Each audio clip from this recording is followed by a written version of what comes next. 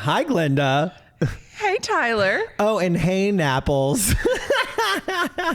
We are not calling them Napples because it sounds like nipple. That's why I love it. No. It's half of pineapple and it sounds like nipple. It's perfect. No. Napples. No. Can you chime in on this? No. We are so not cute. calling It also you. has a little bit of like a southern flair to it. Like, oh, my Napples. Welcome to my home. You mean my home.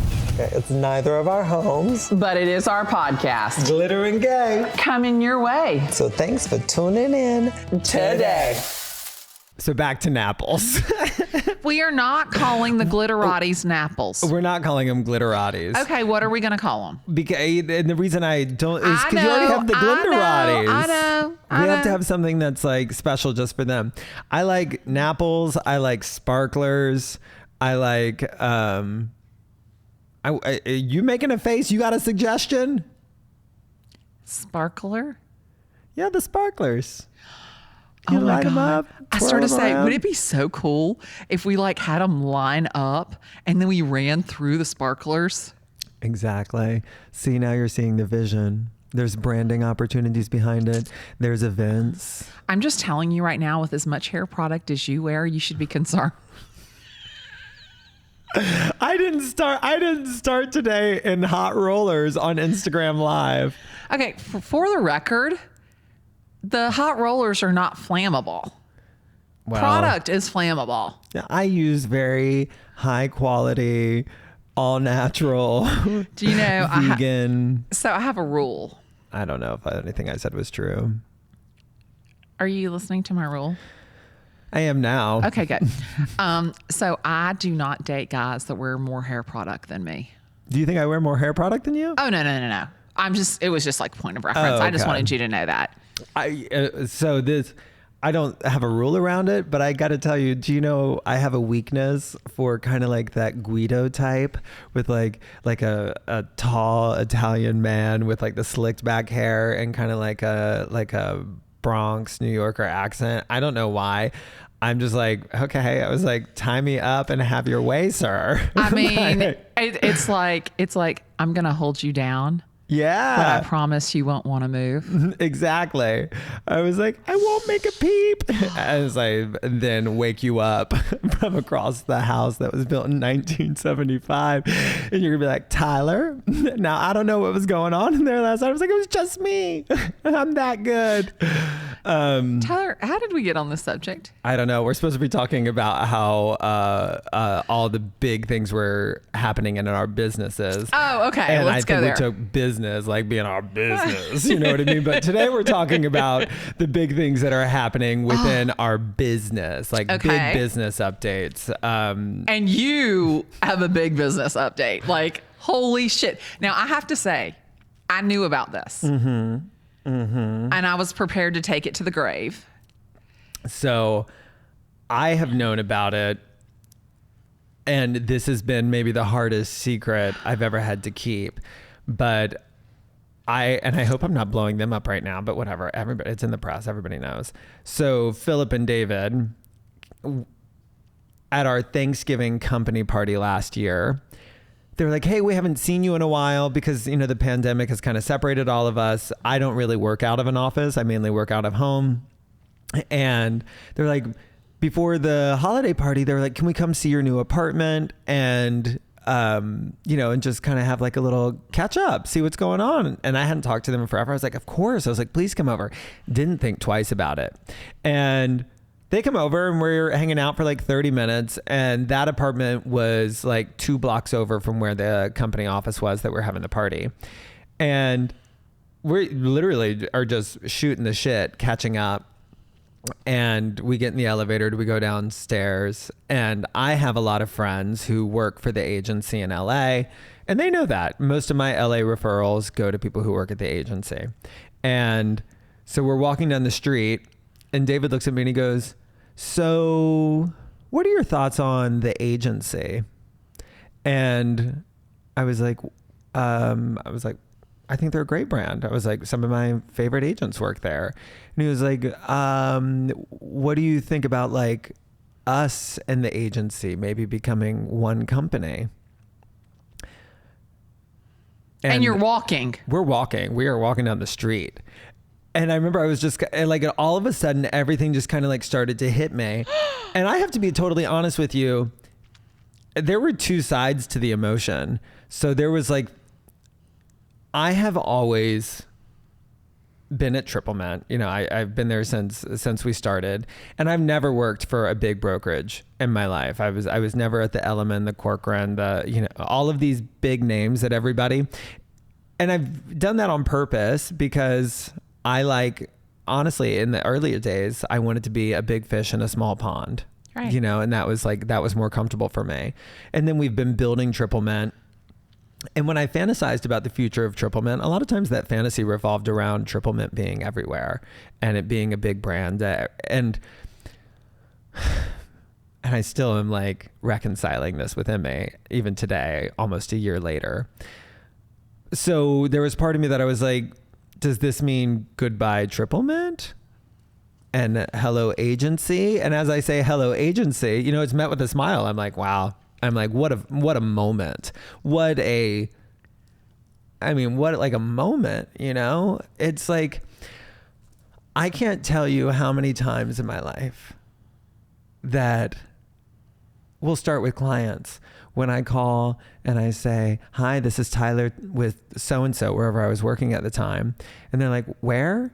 Who? Or I go on a listing pitch and people are like, why should I work with you instead of one of the big names? Do you have access to the clientele? Do you have this? And like, I've had to work so much harder to prove myself.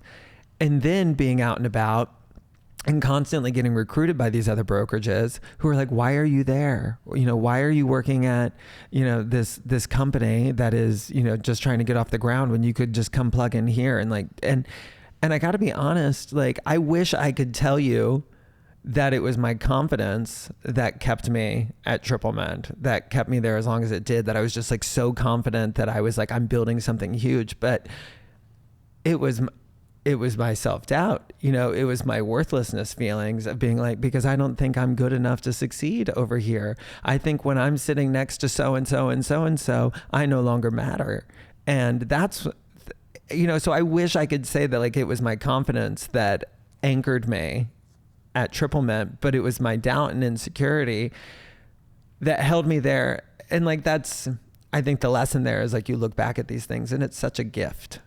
The struggles are such a gift, because it would be the worst moment of my career if I was at Element or Corcoran or one of these big names and I was watching Triplemint have this moment without me, you know, and watching this thing that I walked away from become what it is, you know. And now over the last few years, it has shifted into confidence. You know, it was those earlier days when I was like, it was the doubt and insecurity that I was like, I just don't think I'm going to fit in at the cool kids club.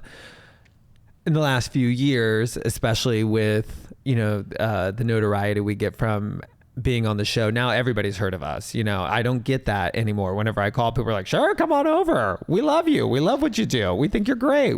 We're tired of the big names, you know, like all of these things are what I'm met with now. And there's like a little bit of, I'll call it a little bit of arrogance as I walk around now. And I'm like, yeah, I was right. You know, because of what I did tell everybody, I never told the truth. I was never like, I don't feel worthy of being over these places.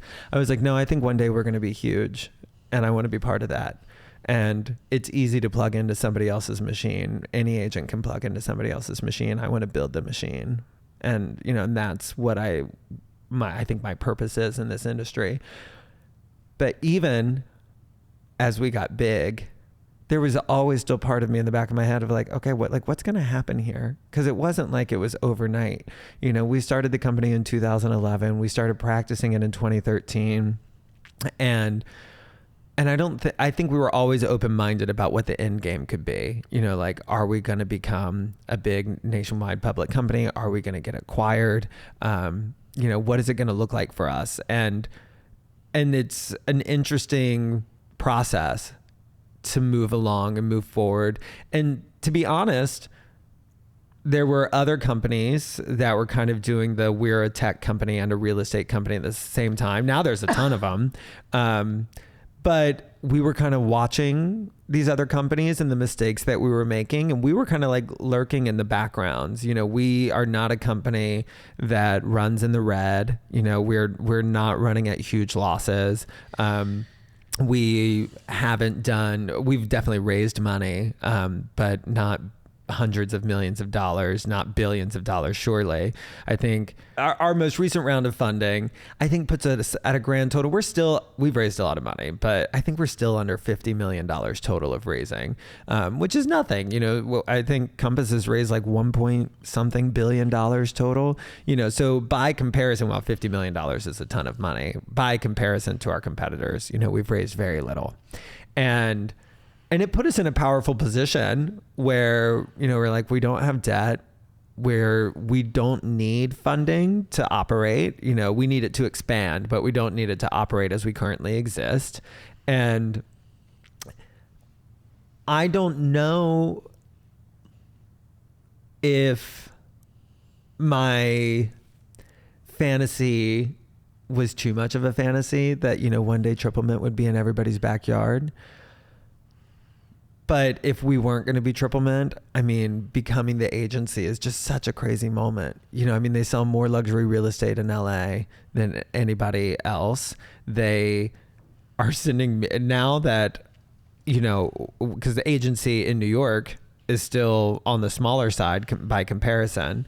And I am getting a ton of referrals from the West Coast. And I'm talking like monstrous referrals. We're not talking about like, you know, and I'm grateful for every referral. Be careful how I position this. But I mean, I'm getting referrals to the level of people that I was like, oh my God, like I'm going to work with this person. And it's wild. You know, I feel like I signed an NDA 2 or 3 times a week before I can take an introduction. Yeah. And, you know, and I've definitely signed NDAs for transactions before, but I'm like, I literally sign them on the regular right now for the clientele that I'm working with. And it's crazy. It's absolutely crazy. And you know what it's really done for me though, is, you know, when you work for something for so long, because it's not like I started this 2 days ago, you know, this has been going on for a decade, and a decade is a long time. 10 years of pouring your heart and soul into something in hopes that you're going to get some epic result that most people will tell you you're crazy for even wanting is a long time. It is a long time to persevere. It is a long time to push through. It is a long time of watching people come and go, the people who had the same doubts that I had and gave into those doubts, and me wondering, like, were they right? Like that person who left because they didn't think that we were moving in the direction that we say we are. You know, when you watch people do that, you're like, am I the idiot? Right. You know, like, am I the one who's just like got my head up my ass and like, just like fingers crossed, we'll see how this goes. And to now have this reference point of like, no, my gut was correct. And I can trust my gut for certain now. Yeah. And, you know, we look back at all of the struggles, all of the accomplishments, and those reference points are so important, because to have it and to be able to weigh on it, because there are so many things that all of us are going to do, you're going to do, I'm going to do, that are going to be like riddled with uncertainty, riddled with no guaranteed outcome. And it's the hardest thing, I think, about career paths specifically, but so many human journeys of like, I'm going to put my energy and my focus into this. I'm going to say no to the obvious choices for a second, because I know, and I do know this, that saying yes to the obvious choice does not usually lead to, you can be successful, of course, but it's not going to put you at the top of a heap where you look down on this mountain and you're like, I fucking made this mountain. Like, this is my mountain. And I'm standing next to those mountains that wanted me to be, you know, halfway down theirs. And that reference point is really important for me right now, because I am starting to think about the future of my career and what business looks like for me. And it's not just going to be real estate. You know, now that I've like gone into the passion of horses, I'm starting to think about the business of horses, and I'm very fascinated by that world. And I'm starting to educate myself and see how I can build something there, because I'm passionate about real estate. So I built something in real estate. Now I'm passionate about horses. I want to build something in that world that can keep me anchored and tied into that community, and doing it on a level that's more than just a hobby. And, you know, I think if you told somebody you're getting into the horse business, especially at this level of my career in real estate, they'd be like, huh? But I've got a reference point. It makes me feel like you can't fuck with me. Like, I'm like, I know that sounds big to you, but I've already done big things. Yeah. And so this is just going to be another feather in my cap. And the last one is that I am filming for a new TV show now, and it is not a real estate TV show. It's about something else that I'm very passionate about, and I'm the host of it. And when were you going to tell me this? On the podcast. On the podcast. OMS. And it's just another reference, because this show is an idea that I've had since before $1 Million Listing. And now we're putting it together, and it's happening. And I can't really talk about any other details, but it's given me a vision for, like, where is life going? What am I capable of? And I continue to stop, because here's the truth of the matter is that, you know, the show could get canceled before it airs. The horse business might not happen, but I'm focusing on the little steps, and I'm staying in the action and doing the exact same thing that I did to build a huge company in New York that got bought by one of the biggest brands in the world. And so, like, I don't care. Like, if you think I'm crazy for doing this, I don't care what anybody thinks. I was like, I'm going to do it. And if they don't work out, I'm going to be happy I tried. I'll tell you that much. I'm going to be happy that I gave it my all, and then I'm going to go try something else. And, like, that's how I'm doing it. And I'm so excited, though. I am so I've never felt the zest for life that I feel right now. Like, I am on fire inside. And I love it. And I know you've got some things to share, honey. Well, but let's kind of unpack this a little bit. Okay. So I'll go back to, it's in your moments of decision that your destiny is shaped. Mm-hmm. Sticking with it, even when the grass looked greener somewhere else. Mm-hmm. Unlimited beliefs in yourself and what you're capable of. Oh my, I've never heard unlimited beliefs. We all talk about limiting beliefs. I love that, unlimited beliefs. Because I have gotten there. Yeah. I'm like, why not me? Yeah, because why not? Well, and this is the thing that I think I think language is fucked up, because people talk about the negative. Oh, you know, you can't have limiting beliefs. Well, you're just telling me I can't have limiting beliefs, so maybe I have limiting beliefs. You have unlimited beliefs. Mm-hmm. And if you focus on my unlimited beliefs, you hammer that into your head. Like, that is your focus. And you think about, like, I am completely and totally unlimited in any and everything that I can do. So I love that belief in yourself. Mm-hmm.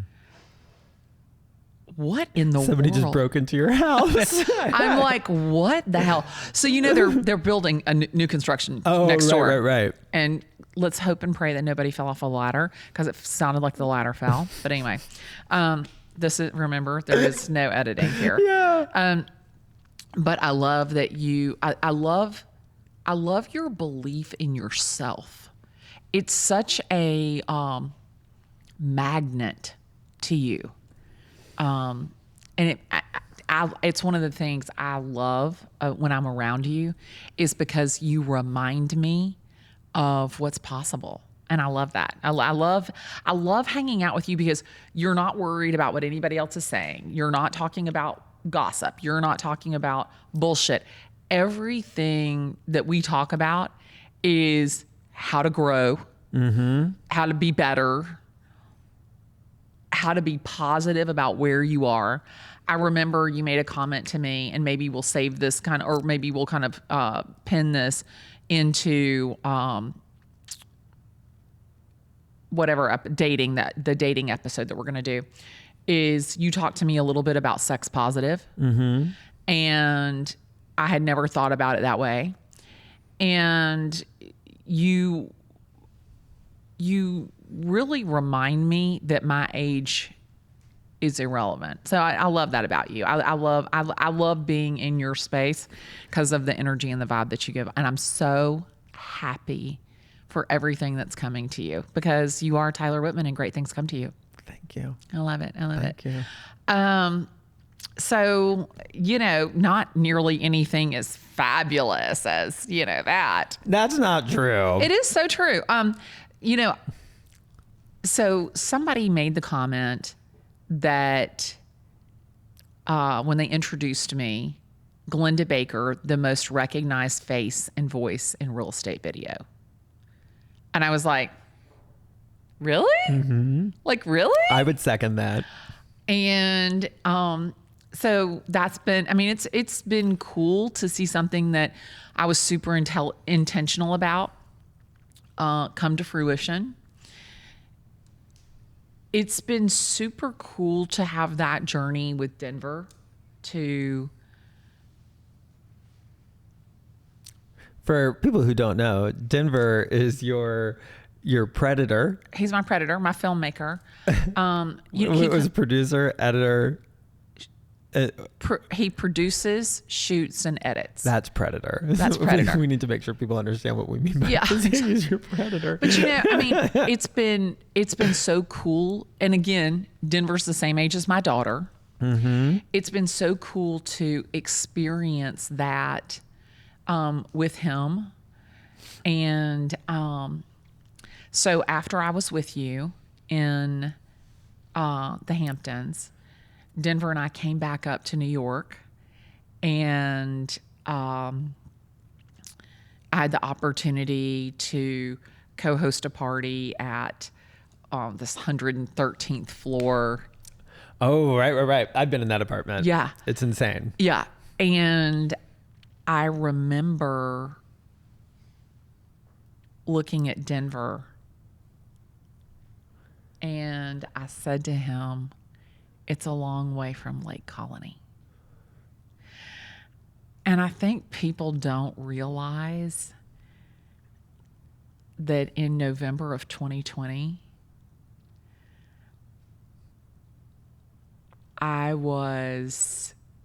so I'd started the video journey in October, the month before, and this is November, and I am relegated to my rental house. And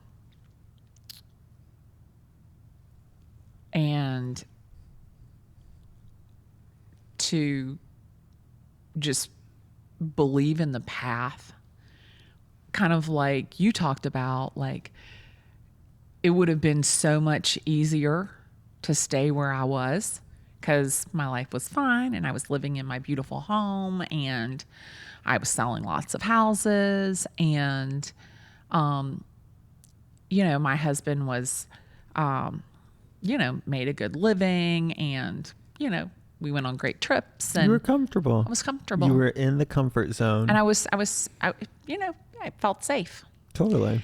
And isn't that where all the huge things happen? In that safe comfort zone? That's the thing. Everybody's so afraid to leave it. Yeah. But they're also so afraid of not getting what they want. And I'm like, right. There's only one way. There's only one way. You're not going to get it by just sitting still. Well, and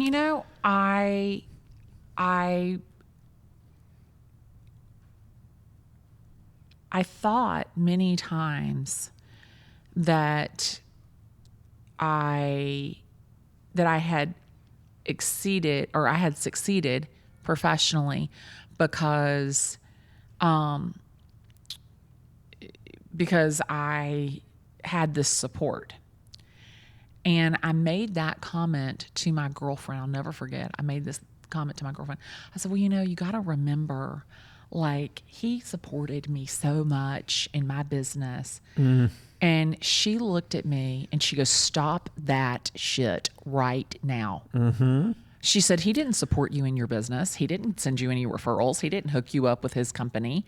Like, you succeeded in your business because you worked your brains out. You succeeded in your business because you were so desperately unhappy at home that you threw yourself into your work. Not a damn thing's been handed to you. And I was like, oh my stars. So, I mean, yeah. And I think that it was in that moment of decision that I'm not going back, that there is something better. There's something out there for me. I remember my mom, she used to always say to me, Pumpkin, you are going to be somebody special. You are somebody special. You're going to do special things. You're not here to be average. I remember she'd say to me, Pumpkin, you are not here to be average. You are not here to be like everybody else. And I always thought that I would become that special person by marrying somebody. I always thought that breaks my heart. I always thought that that being somebody would come from something that somebody else gave me. And I remember. I hope, because I think so many people feel that way. Yeah. I hope they look at you and see like, oh, right. Well, you know, I can do this. I remember realizing the moment that, like Glennda says in The Wizard of Oz, you had the power all along, my dear. And I remember realizing, oh, wait a minute. I am Glennda fucking Baker. Like I remember that. Like, I remember that light bulb moment. Like, I remember it like it was, like it happened 5 minutes ago. I remember the light bulb going off and thinking to myself, oh, I don't need anybody else to bring me to greatness. Like, I can do it myself. And it's funny because when I was married, you know, I would get frustrated and I would say, you know what? Don't even worry about it. I'll do it myself.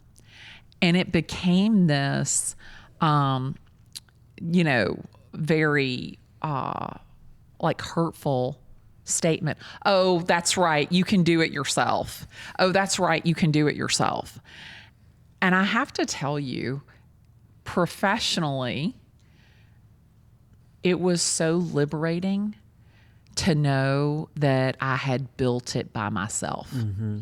That I had realized the greatness within me. So the most recognized face and voice in real estate video, the speaking engagements, just the opportunities, the collaboration opportunities. It's so exciting. Are you not going to bring up the project? You've talked about it on your social media, so I know it's not a secret. Oh, the project, Glennda Studios. Well, I guess you can tell me about that one, but you're casting For Glennda Studios. Oh, Yeah. okay. So Denver and I set up so I had been approached by, you know, several networks, and I could not gain editorial control over anything that they were doing. Yeah. And I've seen too many people edited for the show and not edited for them. And so I was really concerned and conscientious about that. And so Denver and I swear, I can't wait for people to see the video of how this evolved in a conversation that he's filming of me doing TikTok videos and us sitting there saying, you know what, we should do this. And we filmed all of like how it evolved in 1 second. We're shooting on a Friday, and I want to say we're in September. It was August 19th. I'm almost positive. And that was a Friday. And by Wednesday, the following Wednesday, I had it incorporated. I had my attorney drawn up everything, and I announced it on Wednesday. And I was like, we would love for you to be on our show, glendastudios.com. And it's just all about real estate television. And I'm not supposed to say television because Denver wants to remind me that it's going to be on any and every screen, not just TV. And so, but I want real estate agents. Do you know nobody watches TV anymore? Nobody watches TV. I have 5 televisions. Nobody watches television. But Denver. So he made the statement to me. He goes, "Don't say it. Just wait." Denver made the statement to me. He's like, you made me think, Glennda, about, you gave me the confidence to do things I never thought I could do. And I look at him, and he has no idea what he's done for me. I mean, like professionally, personally, just, I'm so blessed. So now you can say pineapple. But you said it. It's so much cuter. That was such a sweet little ending. But again, honey, you said pineapple. but really, it goes back to just loving life. Yeah. Loving people, living in that love. And it's funny because, I have a friend. Pineapple. Okay, I'll be quiet. Okay, go ahead. Go ahead. Because it's a story. Do you know what? It's a story, and I'm going to save it. You'll find a way. I'm going to save this story because it's. Could you do the voicemail? I would love to if you would chat up. Okay. Hey, Tyler and Glenda. This is Norma from Philadelphia. So my question is this. In a world where we're all encouraged to put ourselves out there, completely, hold nothing back, especially if you want to be seen or heard or acknowledged in any way, what do you guys find sacred and what do you guys find taboo? What's sacred to you and what's taboo to you? And whether that's based on religion or upbringing or anything like that, or just your own personal beliefs, especially after having made it to where you are today, maturity, growth, seeing yourself through tough circumstances. As you sit here today, what do you find sacred and what do you find taboo? Awesome. Thanks, guys. I hope you had a great weekend. Bye. I do know who Norma is. Norma, I've never met her in person. She sent me pretty recently, like 2 months ago, the funniest DM I've ever gotten in my life about a dream she had about me doing yoga in high heels. and how she was like, you were so good at it. And she's like, and you seem so happy and so liberated. She was like, that I really think you should start considering doing yoga in high heels. And has followed up with me about it. She's like, have you started doing it? Have you started? And then, and I have so much fun with her in my DMs. I've never met her or spoken to her on the phone or anything, but she is just so funny. And whenever I post it, she's like, I'm leaving a voicemail. And I love that question because I am a chronic oversharer. I struggle. And Brene Brown, and this has been something that I've been thinking about lately because I struggle with like what's just for me and my close friends, and then like what am I sharing with the world? And I'm the king of getting really excited about an opportunity, getting really excited about an accomplishment and shouting it from the rooftops because I'm like, oh my God, can you believe what just happened? And it comes from fat little Tyler. And that kid who just didn't think that any of this was ever going to happen for him. But at the same time, fat little Tyler was a very dishonest person, especially in my early 20s. And I used to always get caught in these, and my lies were always around things that I hadn't actually done that I wanted you to think I had done. And I would always get caught. They were impossible not to get caught in these lies. You know, I'd be like, just the dumbest things. I was so insecure and so desperate for attention and desperate to be liked that the shame of that has almost turned me into too honest of a person, of like, I'm going to tell you everything and it's going to be the truth, and look it up, research it. It's there. It happened. And I'm struggling to like fall back into a healthy balance. And in one of Brene Brown's speeches, she was talking about the difference between vulnerability and being an oversharer. And she was like, when I meet somebody who overshares, she was like, my gut reaction is that I can't trust them. And when I meet somebody who is vulnerable and authentic, she was like, I trust them immediately. And I have felt that. I felt like sometimes I like tell a story and get to the end and it's probably my own shame, but feeling like everybody's bullshit detectors are going off instead of being there to celebrate for me. And, you know, and it's something that I'm actively working on. I don't have the answer, but I'm getting there. You know, I feel like I'm finding the things that are just for me and just for my own peace and serenity and my own soul. But like, you know, that fat boy is still inside of me that wants to shout everything from the rooftops and make sure that other people like me. You know, so I wish I had a better answer, Norma. Norma also, well, actually, Norma, I will hold our DM sacred. I want to share that one you sent me so bad though. What do you got?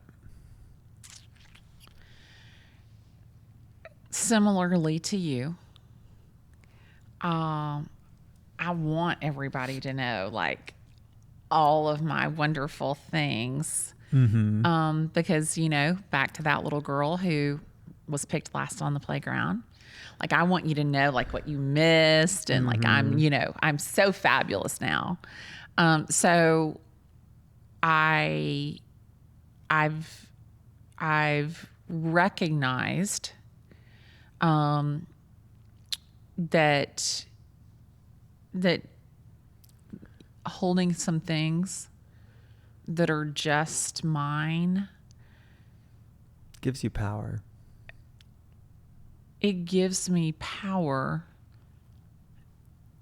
but when it involves someone else,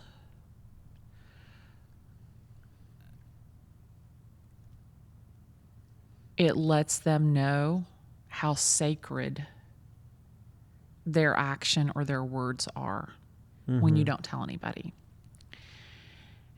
I received something from somebody, a gift from somebody, and part of me wanted everybody to know, oh, look what I got.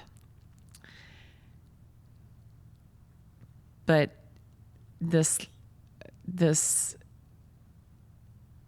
piece of my heart wanted to keep it like just for us. Like, it's like you and I are the only people that know, like, that you sent that.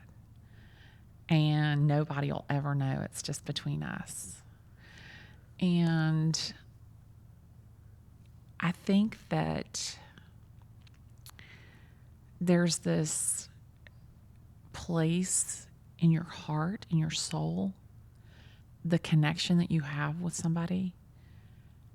And for me, like, I never want anybody to know, like, the depth of that feeling. Because I almost feel like that if I let somebody else know about it, that it would cheapen it. And so I just keep it like, it's just between us. And every time, like, I don't want to say that I want to brag about it, but every time that I want to talk about it, my little heart says, no.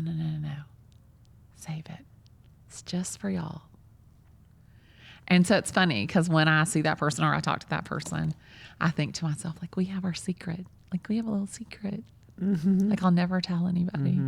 So it's, and what's taboo? I think what I've had to learn is to let other people tell their story, especially my kids, my daughter. She's an amazing storyteller. And she's had a lot of things happen. And I'm so proud of her that I want to talk about it. But I remind myself, that's her story. Let her narrate her own story. So that's kind of the things that I try and stay away from. But, kind of like you, I'm an open book. And I also want to. Here we are on a podcast telling everybody our stories. Right. And I do enjoy it. No, but I enjoy it. But this is the thing, Tyler, is what we do, I almost feel like that it helps people say, okay, I'm not the only, like you said earlier, I'm not the only one. This isn't just happening to me. It allows people not to feel alone. And I think that that's critical. And to me, I think that that's part of the impact, inspire, inform that I am so passionately committed to. Right. And if airing my dirty laundry or showing my vulnerability or the mistakes that I've made helps someone, our drinking journey, our journey to sobriety, if that helps someone, you know what? I'm willing to take that because I know ultimately that someone else has been helped by my mistake. It's funny because we can finish on that. When I was going to bed last night in your guest bedroom, I pulled out TikTok and I only watched one video, and I get served a lot of Tony Robbins videos. And he said, he was like, no matter what religion you look at, he's like, at the core of it, it is to help the people who need help. And he was like, that's at the core of every single religion that's out there. And whenever I thought about that, I was like, and I was going to bed with intentions of like, how do I want this season to go? Like, I was like, I want to help people. I want people to listen to this and laugh and find some joy, figure out they're not alone, and hopefully learn how we've done things, and maybe it'll help. Pineapple. I'm going to say, what would help us is like, share, subscribe, rate, and review. That's what would help us. Yes. Oh, to all our Napples. No, they are not Napples. We are not doing that. Thank you, dear Napples. It's for people who think Naples, Florida is fancy. They're like, you going to Naples? Oh, I love Naples. Right there on the seacoast.